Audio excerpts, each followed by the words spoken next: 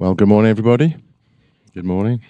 So, normally when I preach or do anything, I put up loads of graphics, but just going to simply have a poppy up this morning. And I want you to imagine that's a real poppy, a real life poppy, and what a real poppy looks like. Okay. So, obviously, Remembrance Sunday. And the sad thing is that there are people in this country and around the world who think this day is there to glorify war. Some will maybe disrupt the laying down of poppies around cenotaphs, or in the past people have even burnt them as a gesture of their disapproval. But all these people who do these public demonstrations live in countries where it is safe to do so, in a country that has freedom and, within reason, a certain level of freedom of speech.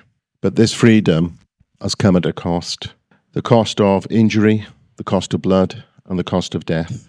And many have died so others can live, and sacrifices have been made in the repercussions of these actions, and the repercussions of these actions can last a long, long time. I always remember when Barbara and I were at Bible college, there was a guy who came there, and when he started Bible college, he was actually old enough to retire.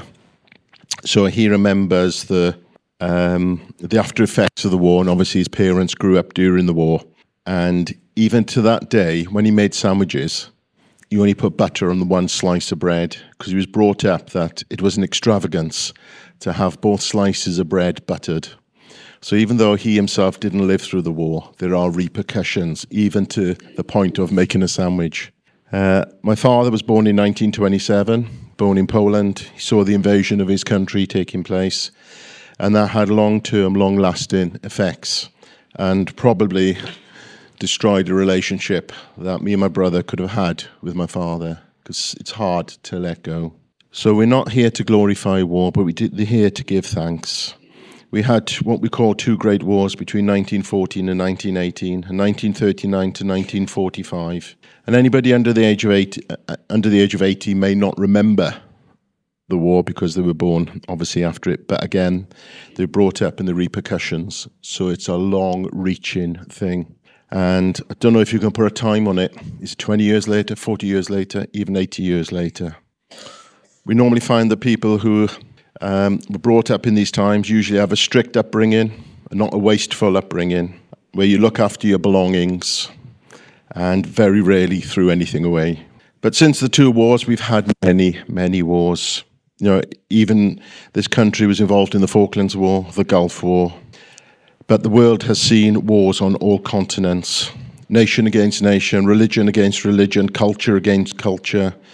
Even football supporters have killed or injured supporters of another team. Where are we as a human race? Any reason to battle. But no matter what the reason or the excuses to fight, people will battle others. But this stems back right from the very beginning, the Garden of Eden, where sin entered the world. Very quickly between Cain and Abel, murder, death occurred, and it has never stopped. But even before that, there were troubles, because there was war in the heavenlies, a war of good against evil, where God has conquered evil in heaven itself. I look on Facebook quite a lot, and people say, well, there is no God. It's all a fairy tale, and they talk about these things. But if there's no God, by what standard do we measure what is good and what is evil? Do we measure it by our own standards? Because what is permissible by me may not be what you think is right or wrong. We need a datum. We need a mark or a line. So if we tread over that line, we know that we're in the wrong. We need that. By some worldly standards, talking about Jesus is wrong, and some have been arrested, beaten, or killed for even doing so. These people have no idea of what Jesus did for them. We remember those who laid down their lives for their country, their family, their home, but Jesus laid down his life for the whole of humanity. When we look at the poppy, if that was a real poppy, oh, there you go. There we go, some real poppies up there. Is it a coincidence that a battle took place in a field full of poppies? You look at a poppy, and a poppy's red. What happens on a battlefield? Blood is shed. Blood is shed in a field. We've got red poppies where blood is shed. But what's at the center of a poppy? A real poppy. But what's in there? Seeds. And what do seeds represent? new life. So to me, I don't think it is a coincidence that it took place, because a battle took place, blood was shed, but there was an opportunity for new life where the seeds are. And today, for each and every one of us, there is an opportunity for new life, to draw a line underneath. And if somebody here today, has it in their heart, I want to draw a line under my own life and have a new life. I want to accept Jesus, because now I'm going to go through what Jesus did for each and every one of us. And this is what people don't understand if they think Jesus is just a fairy tale. I'm going to be taking excerpts from Matthew, Mark, Luke, and some from John, but also there's going to be some excerpts here from, or I could say, a biological, psychological, physiological way of looking at what Jesus went through. And some of these bits here was actually written by a professor. So after the Passover celebration, Jesus takes his disciples to Gethsemane to pray. And during his anxious prayer about the events to come, Jesus sweats drops of blood. Now, a lot of people think that's just a way of extremely saying how nervous he was. But I'll read on. There is a rare medical condition called, I might need some help here on this word. It's hemothyroidosis, during which the capillaries of the blood vessels that feed the sweat glands will break down. Blood is then released from the vessels and mixes with the sweat. Therefore, the body actually does sweat drops of blood. And this condition results from mental anguish or high anxiety. When Jesus sweated blood, it just shows the mental anguish and the high anxiety he was going through. A state Jesus expresses by praying, "My soul is deeply grieved to the point of death." It's very, very extreme cases. And this condition actually makes the skin very, very tender. So Jesus' physical conditions will be worsened. So traveling from Pilate to Herod and back again, Jesus would have walked approximately 2.5 miles. He had not slept. He had been mocked. He had been beaten. In addition, his skins remain tender, and his physical conditions gets worse and worse and worse. Pilate then orders Jesus to be flogged as required by the Roman law before crucifixion, which was a tradition. The accused would have stood naked, and the flogging would have covered the areas from the shoulder down to the upper part of the legs. And the whip would have consisted of several strips of leather, and in the middle would have been metal balls, could have been lead or something like that on there, that would hit the skin and causing deep bruising. But in addition to that, there would have been bone, possibly sheep bone, which was attached to the tips of each of the strips. And when the bone made contact with Jesus' skin, they would dig in like hooks, and would dig into his muscles as well. And when they pull it back, it would be tearing out chunks of flesh, possibly exposing the bones beneath. The flogging leaves the skin of Jesus, of his back. It would have been like ribbons and shreds all the way going down. By this point, he would have lost a great volume of blood, which causes his blood pressure to fall and puts him into a shock. The human body attempts to remedy this imbalance, such as decreased blood volume. So Jesus thirsts in his body, which is a natural response to his suffering.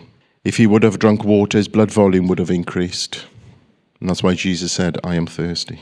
Roman soldiers placed a crown of thorns on his head and a robe on his back, and the robe would have helped to help clot the blood. It's a bit like when men shave, we put a bit of tissue on there to try and clot the blood. So that cloak, that robe, could have helped clot the blood like a big piece of tissue to prevent Jesus from sustaining even more blood loss. And as they hit Jesus in the head, as mentioned in Matthew 27:30, and the crown of thorns was then pushed onto his skin, and it begins bleeding profusely. The thorns also cause damage to the nerves that supplies the face, causing intense pain in his face and his neck as they mocked him. The soldiers also belittled Jesus by spitting on him. They ripped the robe off Jesus' back, which would have started the bleeding, starting it afresh. Jesus' condition would become very, very critical. And due to the severe blood loss without replacement, Jesus undoubtedly in some form of shock. As such, he's unable to carry the cross. And Simon of Cyrene helps out in this task. The crucifixion was invented by the Persians between 300 and 400 BC. It is still possibly quite the most painful death ever invented by human beings. And the English language derives the word excruciating from the word crucifixion, and it's acknowledged as a form of slow, painful suffering. Its punishment was reserved for slaves, foreigners, revolutionaries, and the vilest of criminals. Victims were nailed to a cross. However, the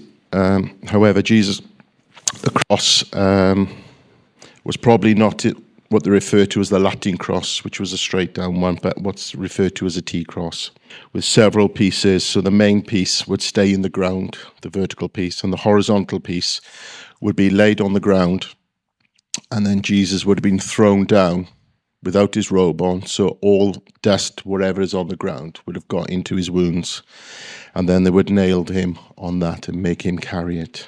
The thing is that when they nailed people, when they say was nailed his hands, the word wrist is the same as the word hand. Because if the nails went into his hands, he would have pulled through. So if it goes into the wrist, therefore the bones in the wrist will stop them from pulling through.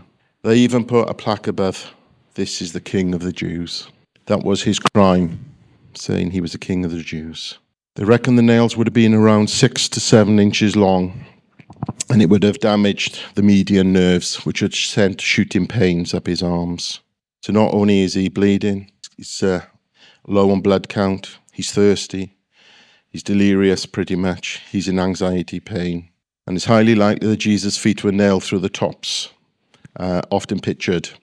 But his knees would have been at probably about 90 degrees, so would have been in that sort of position there. And the nails would not rip through the soft tissue in his feet. And again, the nails would cause severe damage. He would have been in excruciating pain. So then normally to breathe, the diaphragm, the large muscle that separates the chest cavity from the abdominal cavity, must move up and down. This enlarges the chest cavity for the air to automatically move into the lungs. And to exhale, the diaphragm rises up, which compresses the air and allows the lungs to fall out. Jesus hanging on the cross, the weight of his body is pulling down on his diaphragm, and the air moves into his lungs and remains there. And Jesus must be pushed up on his nails, causing him to exhale. In order to speak, air must pass over his vocal cords. And the gospel notes that Jesus spoke 7 times from the cross. And it is amazing that despite his pain, he pushes up to say, "Forgive them." The difficulty surrounding exhalation leads to a slow form of suffocation. Carbon dioxide builds up in the blood, resulting in a high level of carbonic acid. The body responds instinctively, triggering the desire to breathe. At the same time, the heart beats faster, circulating what little oxygen is available. The decreased oxygen causes damage to the tissue and the capillaries being leaking watery fluid from the blood into the tissue, and this results in the buildup of fluid around the heart, pericardial effusion, and lungs, pleural effusion.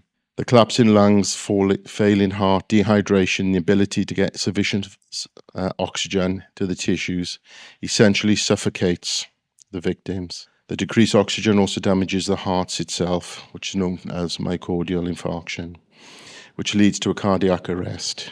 Jesus probably most likely died of a heart attack. But then we are told that after Jesus' death, the soldiers breaks the legs of the 2 criminals alongside him, causing his suffocation. But Jesus had already died. But when they came to him to know that he was dead, they actually pushed a spear into his side, and water and blood came out, and that would be in the build-up of fluid around his lungs and around his heart. But whilst these unpleasant facts depict the brutal murder, the depth of Christ's pain emphasizes the true extent of God's love for his creation. Talking about the physiology of Christ's crucifixion is a constant reminder of the magnificent demonstration of God's love for the whole of humanity that was expressed on that day in Calvary. This knowledge and understanding enables us to participate in the communion, the remembrance of his sacrifice. And it's with a grateful heart that I am really struck every time with the stunning realization that as flesh and blood human, Jesus felt every ounce of his execution. What greater love than this can a man have for his friends? When we think of remembrance, what the people went through during wartime, let us not forget what Jesus went through for each and every one of us, for his blood to have been spilt so we can accept him into our lives. He did that to win the battle over the sin. Quite often when we see things on TV, they sanitize it quite a bit of what they see, not realizing all the things that were mentioned, the pain, the suffering, the tears, sweating blood coming from Jesus. And this is why he wanted his disciples to pray with him and spend time with him. And this is why we should remember him.